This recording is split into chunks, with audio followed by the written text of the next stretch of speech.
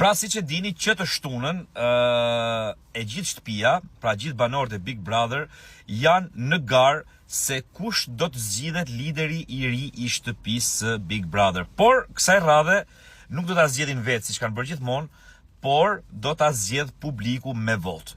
Tani, një nga pyetjet ose pyetja që qëndron, po them që bën logjik në këtë moment është: a është lideri i shtëpisë i zgjedhur nga publiku njësoj si thuash i preferuar i publikut?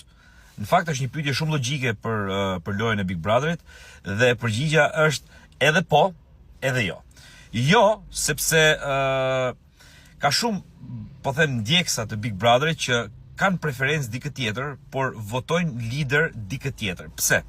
Sepse normalisht ta bësh lider tjetrin do të thotë ta veshësh me përgjegjësi, me pushtet.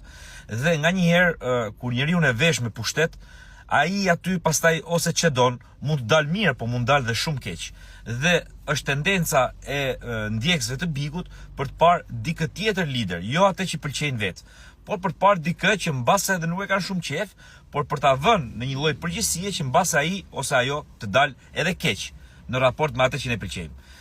E dyta është po mund të jetë i preferuar i publikut, sepse normalisht publiku nuk e bën këtë llogarinë e parë dhe thjesht voton atë që ka preferencë. Pra, duke votuar atë që ka preferencë, lideri i shtëpisë atëherë kthehet automatikisht në të preferuarin e publikut deri në këto momente. Tani të shohim, a do jetë i njëjti i preferuar i publikut, do jetë dhe lider, apo do ndryshojë i preferuar i publikut dhe do jetë lider dikush tjetër. Tani unë nuk e di se si votoni ju që po më ndiqni këto momente, nëse jeni, po them, ndjekësa të rregullt të Bigut edhe votoni për preferuarin tuaj apo për liderin që ju mendoni, nuk e di se cilën nga skema do ndiqni me kokën tuaj, të parën apo të dytën. Dhe shkruani këtu në koment kush mendoni ju se do të jetë lideri apo liderja e re e shtëpisë Big Brother kësaj radhe me votat e publikut. Shkruaj.